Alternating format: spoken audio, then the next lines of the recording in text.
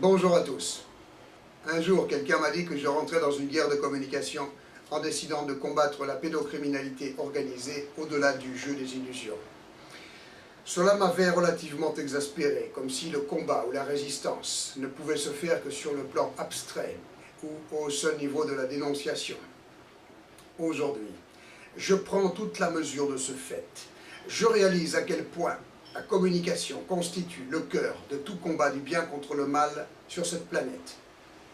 La manipulation de l'humanité par le biais de la puissance de la communication, ou plutôt de la propagande et de la tromperie, ayant lieu depuis plusieurs millénaires au moins. La tromperie et le jeu des illusions si prisés par Satan ont fait du monde ce qu'il est et de l'espèce humaine ce qu'elle est. C'est-à-dire une planète ravagée par une espèce dégénérée, coupée de ses racines et de toute conscience, réduite à l'état de bétail, insouciant du moins pour les plus privilégiés des 2 tiers gagnants. Ce préambule à cette toute première vidéo depuis ma disparition du 22 septembre 2012 n'est pas de trop pour comprendre ce qui suit. Allons droit au but. Le 22 septembre 2012, avec une petite équipe totalement improvisée, je me précipitais dans la gueule du loup. Le traquenard gendarmique qui nous attendait visait à dissuader quelques activistes de venir s'intéresser de trop près au cas de la jeune fille de Bollandose.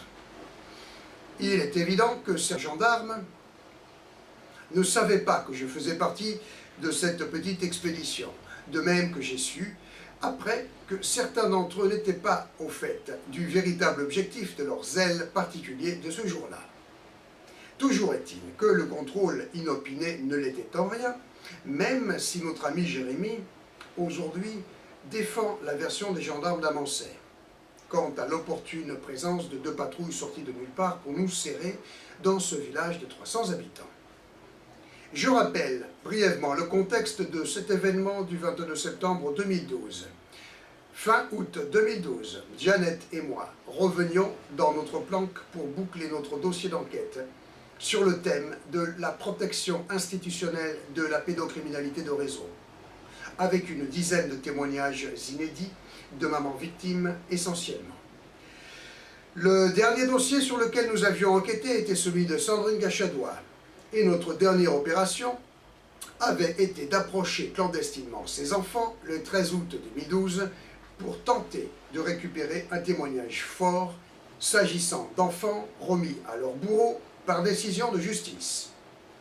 Ce fut un fiasco, mais le prétexte un peu plus tard pour la mise en forme frauduleuse d'une grave et fantaisiste accusation par cette même inquisition judiciaire, le cerbère du vaste et insoupçonné réseau pédocriminel satanique. Ça n'est pas le sujet de cette vidéo.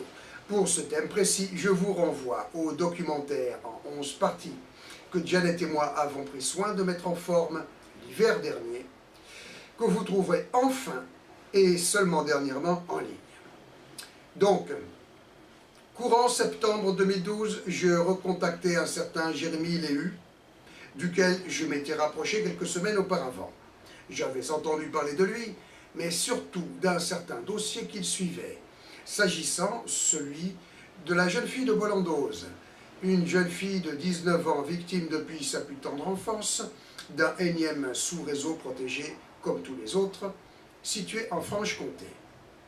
Le contexte étant recadré, revenons donc à cette fameuse guerre de communication, objet de ce message. Celui-ci est motivé par l'accablante déclaration vidéo de Jérémy Léhu, qui prétend lever un lourd secret concernant ma disparition, que j'aurais organisé selon lui. Il n'est pas dans mes habitudes de chercher à me justifier face à des campagnes de calomnie, mais celle-ci est tellement bien menée, si sournoise et si lourde d'efficacité que pour une fois je me dois de mettre les points sur les i, à défaut de ne pouvoir les mettre ailleurs. La première remarque qui me chagrine est de considérer à quel point il suffit que le premier venu lance une affirmation invérifiable tel un scoop pour que tout l'Internet s'enflamme en criant à la manipulation dans son sillage.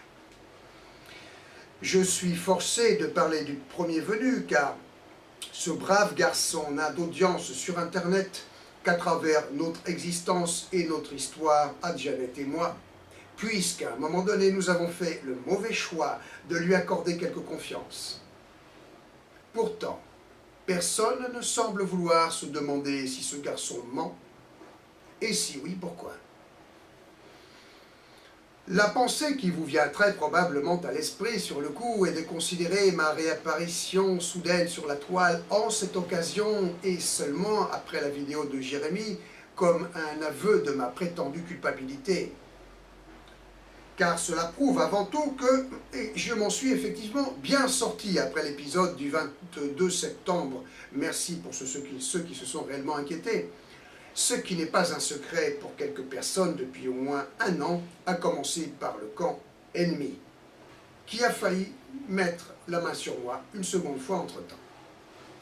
Pour les esprits non avisés et trop enclins au raisonnement binaire, cela aurait tendance à confirmer les propos de Jérémie. Pour mes vrais amis, évidemment, c'est un soulagement, certes trop tardif, mais quand on est seul face à tout un système, toute une imposture sociétale satanique, avec entre autres sa tête mise à prix, on peut avoir quelque excuse que de négliger, de présenter ses vœux et d'envoyer des cartes postales, vous ne croyez pas? Le procès d'intention fait par Jérémie sur ce point précis trahit déjà sa profonde mauvaise foi et le véritable esprit de son intervention vidéo. Je dois, malgré tout, traiter tout de suite cette première zone d'ombre qui est de comprendre pourquoi donc n'ai-je jamais pris soin de réapparaître d'une façon ou d'une autre depuis ce funeste épisode du 22 septembre 2012 avant aujourd'hui. Prenez tout de même bien acte du fait que je n'estime en aucun cas avoir à me justifier et encore moins à m'excuser de quoi que ce soit. Je n'ai jusqu'ici fait exclusivement que mon devoir d'humain en ce qui me concerne, à un niveau de risque et de foi que jusqu'ici je n'ai pas encore croisé, avec comme seul réel binôme de terrain mon extraordinaire compagne Janet, et comme seul appui que celui d'armées d'internautes, certes bien intentionnés. Mais à tel point que Janet et moi finissons d'ailleurs par nous sentir comme deux personnages perdus dans un sinistre jeu vidéo pour le divertissement de la collectivité. Quant à ceux parmi cette collectivité qui croient bon de gober les déclarations de Jérémie sans plus se faire fonctionner leur cervelle, parlons de ceux qui ne sont pas des pédocriminels engagés sur les forums, sur les cyberforums. Ils ne sont pas de ceux qui risquent de comprendre quoi que ce soit, et encore moins de changer quoi que ce soit dans ce que nous dénonçons et que nous combattons. Premièrement, je me dois de préciser que Jérémie n'a pas à être remercié pour m'avoir récupéré sortant d'un champ de maïs. Comme il le précise avec moult petits détails inventés pour donner du crédit à sa fable. Pas plus qu'il faudrait remercier un certain Vandenberg pour m'avoir récupéré et exfiltré depuis la manifestation d'Amancet. Mettez-vous d'accord, les copains.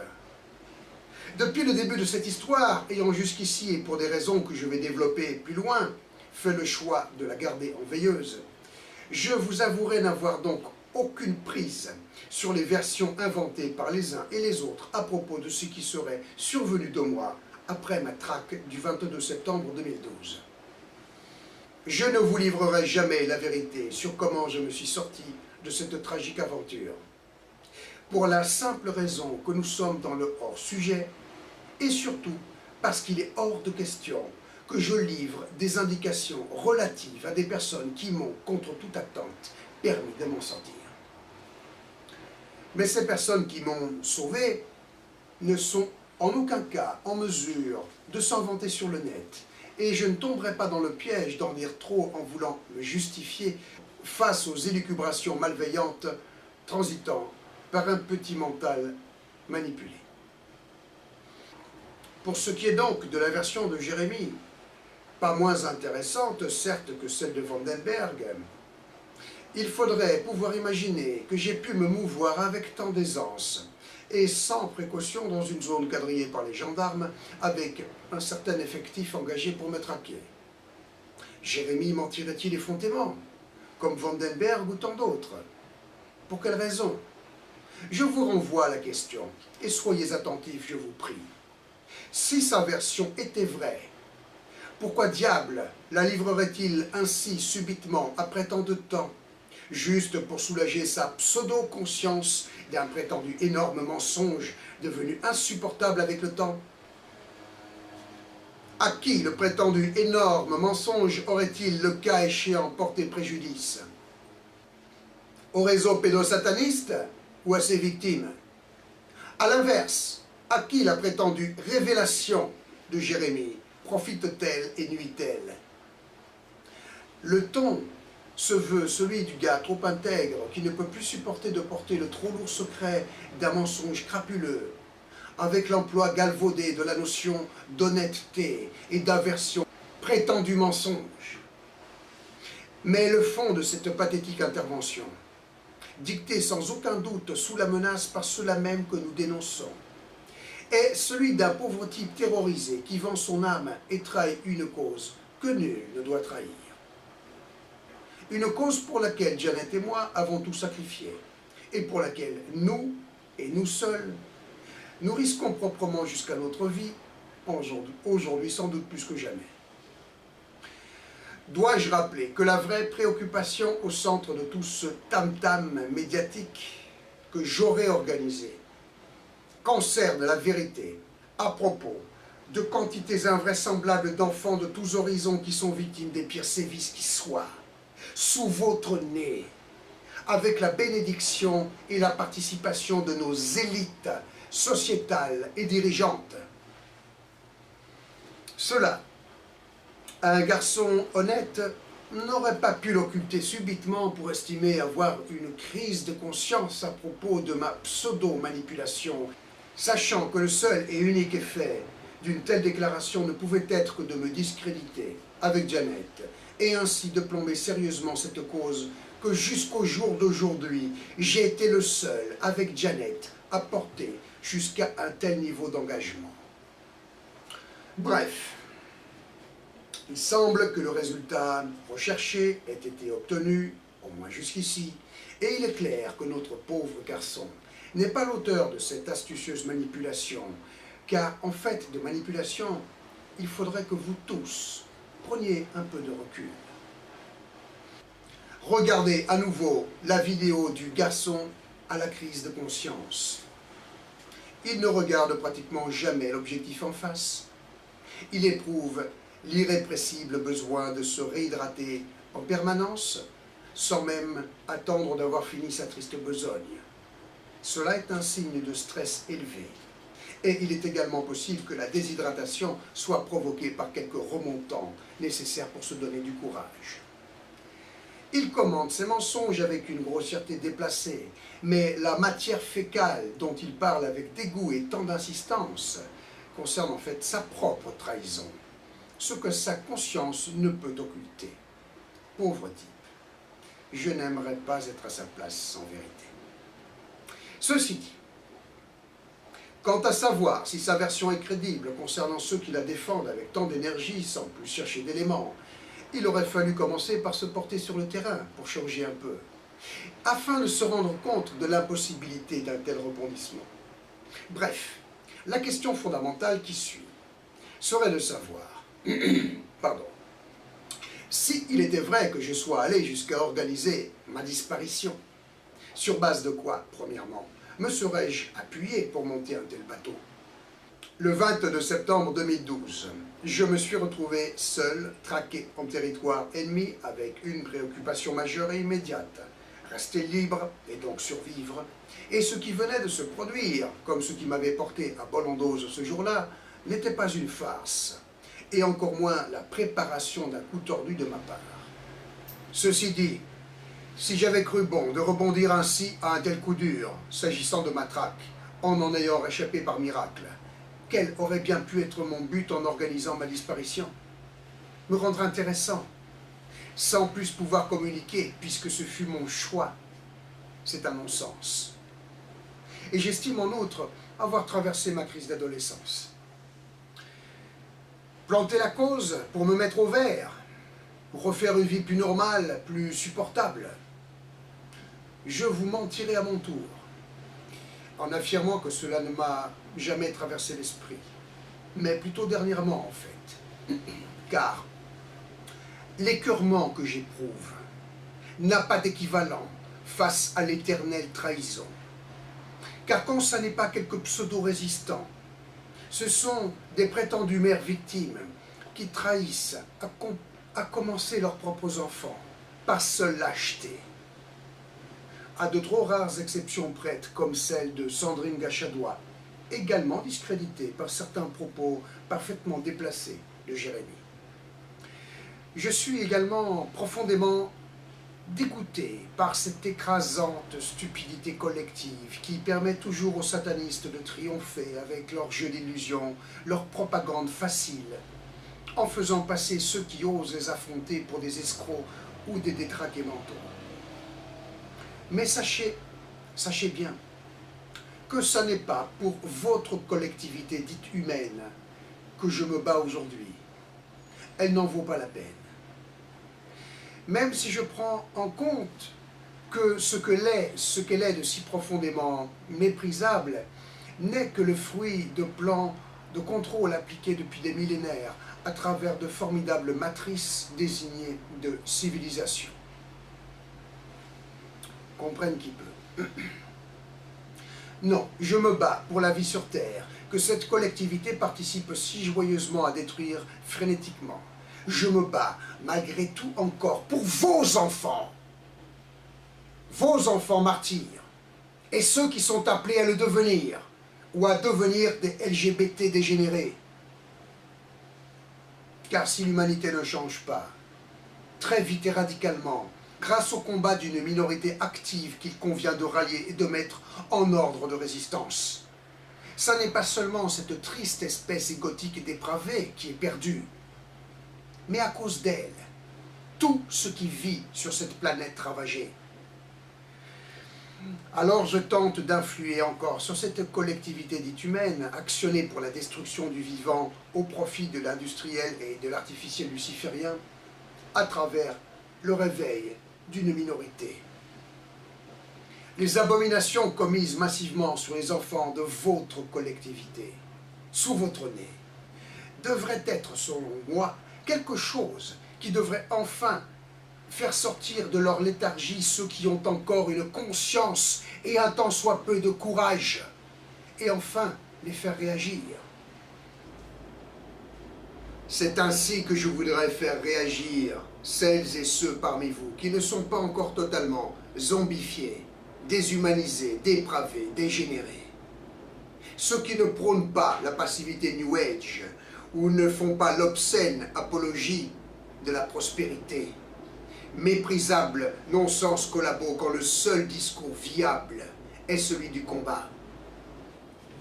Et quand j'emploie le mot combat, je vous prie de croire que ce n'est pas une abstraction ou une vue de l'esprit. Je voudrais rallier à moi, dans ce combat que tout le monde fuit, ceux qui ont encore un peu de courage, un peu de conscience, un peu de sens de l'unité universelle.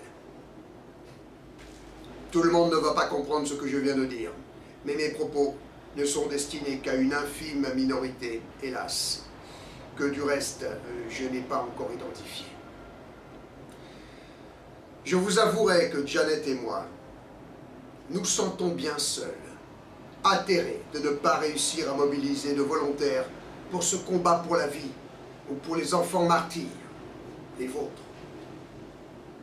Mais pourtant non. Je n'ai pas profité du coup dur du 22 septembre 2012 pour tenter de me retirer de ce combat pour lequel j'ai tout donné jusqu'ici. Pour la simple raison que ma seule et unique raison de vivre reste de tout faire pour enrayer les plans lucifériens et permettre qu'un jour, une vraie résistance se dresse contre eux et leurs promoteurs, ceux dans l'optique d'un monde meilleur, que de toute façon je ne verrai jamais de mon vivant. Alors, quelle autre motivation les calomnieurs et pédocriminels internautes peuvent-ils invoquer sur mon compte pour communiquer sur ma pseudo-manipulation? Ah oui, récolter de l'argent. Bien sûr, ceux qui participent à la manipulation lancée depuis Jérémie se précipitent pour saturer les forums en me traitant d'escroc, comme si les quelques dons récoltés en 2012 avaient servi à autre chose qu'agresser des porcs d'avocats, comme toujours. Ce qui prouve que je ne contrôlais rien du tout. Et pour un escroc, c'est moyen. Je crois d'ailleurs savoir que quelques personnes ont piqué dans la caisse, histoire de bien décourager ceux qui avaient autant de bonne volonté. Et c'est toujours la même technique. Décourager ceux qui voudraient être dans le combat. Escroc pourtant. Rien de neuf depuis l'affaire Vincent.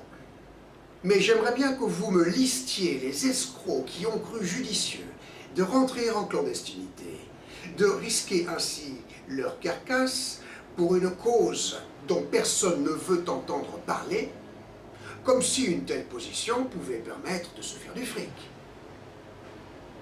Et je crois qu'il est plus simple de se faire du fric pour ceux qui n'ont pas d'autre but existentiel, ça fait du monde, en commençant par éviter de se frotter à l'imposture judiciaire, pour ne pas dire à l'imposture sociétale.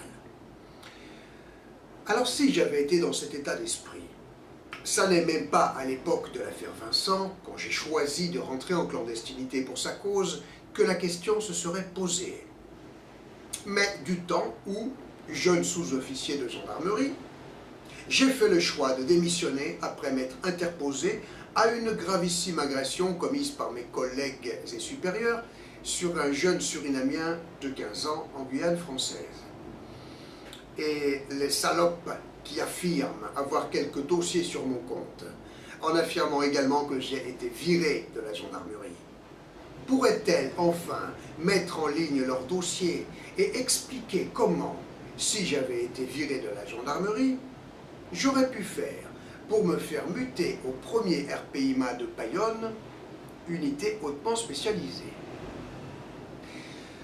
À l'époque, ma carrière de sous-officier de gendarmerie n'a pas fait un pli à mon niveau de conscience de l'époque. Et pourtant la gamelle est bonne et sûre, comme on dit.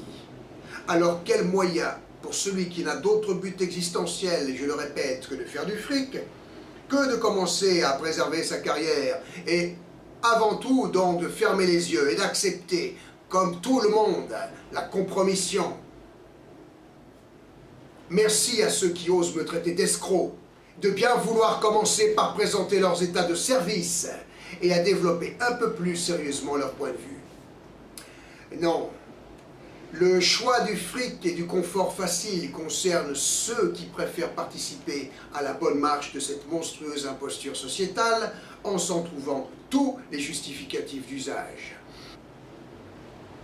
Et je crois que ça fait du monde, et que la vraie escroquerie, la vraie trahison, concerne la quasi-totalité de la collectivité humaine qui, prenant conscience de son niveau de participation à cette infernale matrice, préfère se convaincre qu'il n'y a pas d'autre option que de collaborer. Charge à Jeannette et moi, il faut croire, de vous démontrer le contraire. Et sincèrement, nous ne comptons pas sur vos dons pour notre survie. Et nous devons vous rappeler que ceci nous est, du reste, secondaire, au cas où vous ne l'auriez pas encore compris. Merci. Pourtant,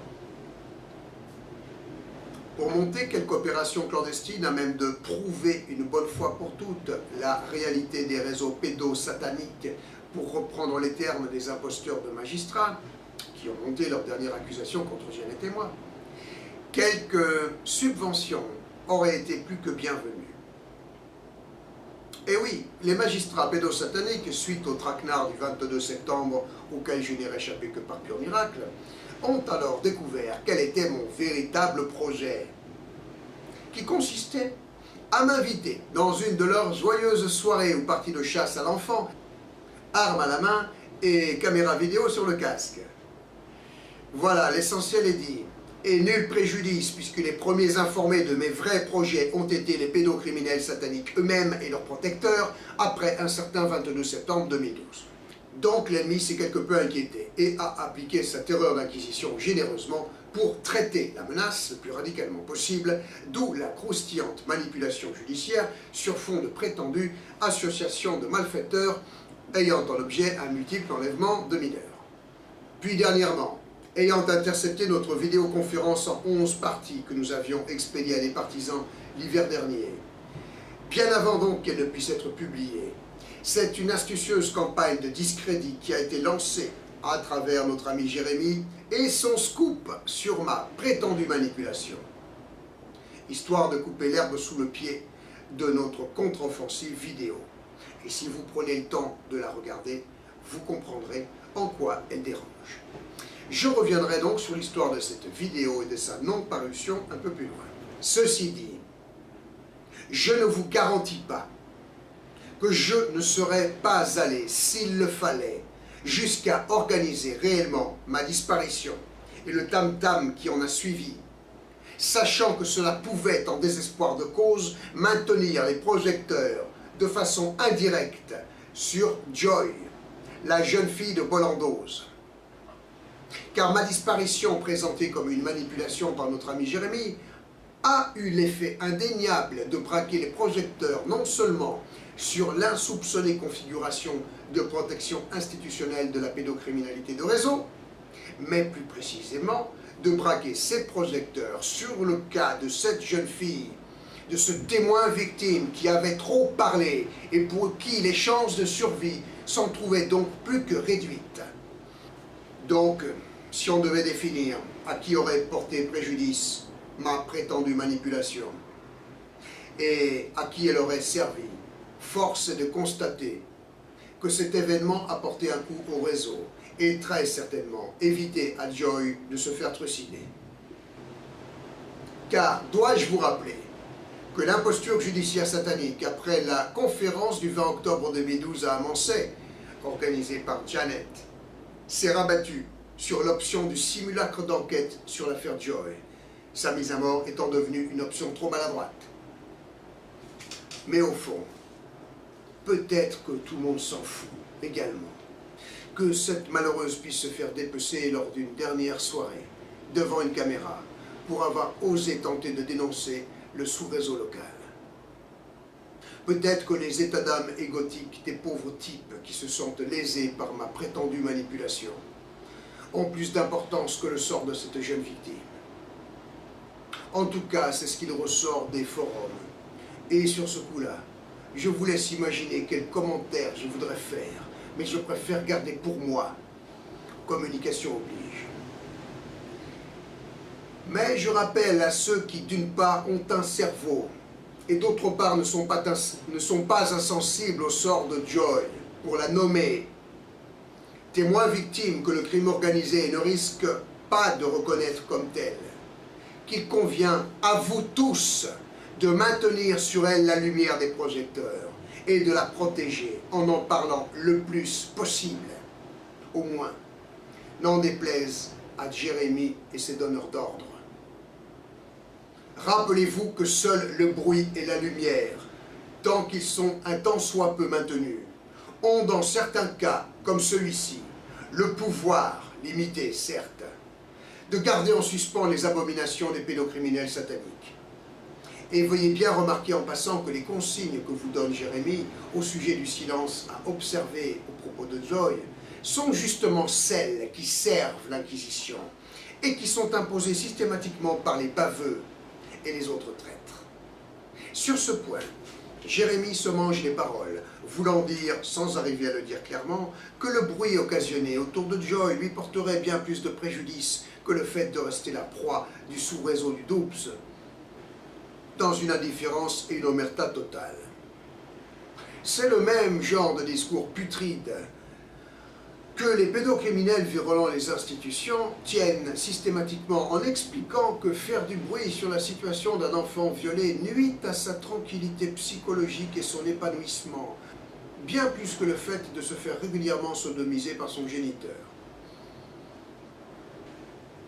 Mais, pour en finir avec cette rumeur lancée par notre ami Jérémy à propos d'une manipulation que j'aurais organisée, je ne peux que démentir, quelque peu exaspéré, de me sentir obligé de me justifier, après des années de combat, face aux élucubrations d'un pauvre type au petit mental.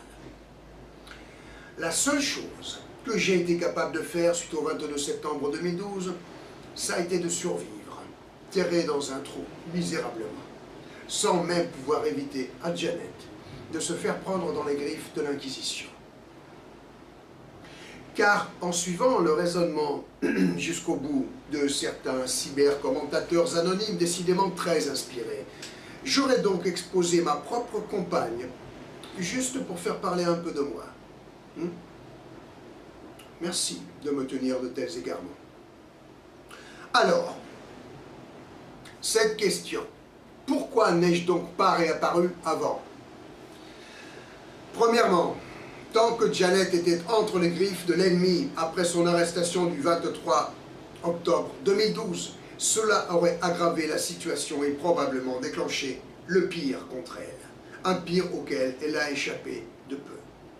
Selon moi, si j'avais eu le malheur de réapparaître pour attaquer les pseudo-magistrats à coups de vaines vidéos, il ne fait aucun doute que les représailles auraient frappé un peu plus sévèrement ma compagne. Car faisons la part des choses, par rapport à ce que je viens de dire à propos du bruit à maintenir sur une affaire. La communication, pour maintenir des projecteurs sur les exactions du réseau, ne peut être faite que de façon la plus diffuse possible, mais en aucun cas par une personne directement ciblée et exposée.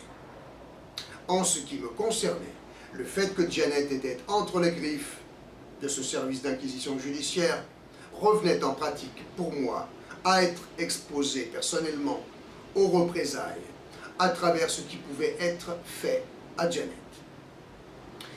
Pour autant, en me faisant oublier là où il était prévisible de ma part que je me manifeste, il me semblait logique que les inquisiteurs allaient s'organiser pour une seconde option, me tendre un piège dans un deuxième temps, et que libérer Janet, alors, serait leur meilleur atout. Car puisque je ne faisais pas personnellement de ramdam avec des vidéos, il était possible aux inquisiteurs de miser sur une totale retombée du bruit, condition pour eux, en vue de déclencher un piège sur la libération provisoire de Janet, plutôt que d'appliquer quelque autre traitement. Si j'avais organisé une telle situation,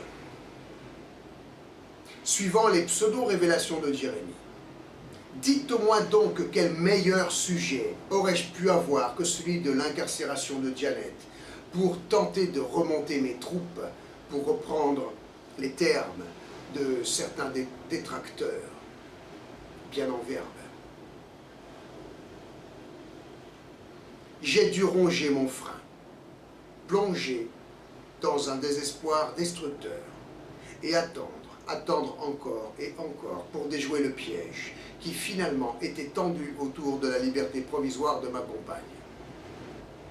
Seulement, à partir du moment où, un an après notre séparation, nous avons su déjouer ce piège pour nous retrouver et nous replier ensemble en clandestinité, en relative sécurité, nous pouvions et nous devions songer à communiquer à nouveau. Mais premièrement, à moins de n'être qu'un pathétique cyber-spectateur-commentateur, il est facile de comprendre que dans les tout premiers temps de notre mise à couvert, communiquer n'était pas notre priorité vitale. Pourtant, dès que cela a été possible, c'est-à-dire l'hiver dernier, nous avons fait une vidéoconférence en 11 parties et nous l'avons expédiée dès que possible à quelques partisans fiables. En effet, nous savons fort bien que publier nous-mêmes nos travaux sur un compte internet tente à indiquer au réseau notre position géographique précise, d'où la nécessité de passer toujours par des intermédiaires.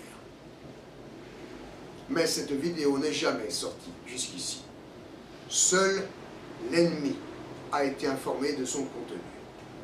Par contre, hasard, quelque temps après, c'est la crise de conscience de Jérémie qui est venue couper l'herbe sous le pied de cette formidable contre-offensive que nous vous avions préparée. Alors qu'en déduisez-vous? De toute évidence, les boîtes postales des personnes à qui nous avions expédié nos DVD étaient et sont surveillées assez sérieusement.